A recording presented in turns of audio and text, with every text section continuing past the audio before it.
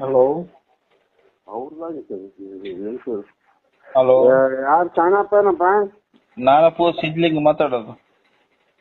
ಯಾರು? ಸಿದ್ಲಿಂಗ. ಸಿದ್ಲಿಂಗ? ಹಾ, ಮಾನ್ಯಲಿದ್ದ.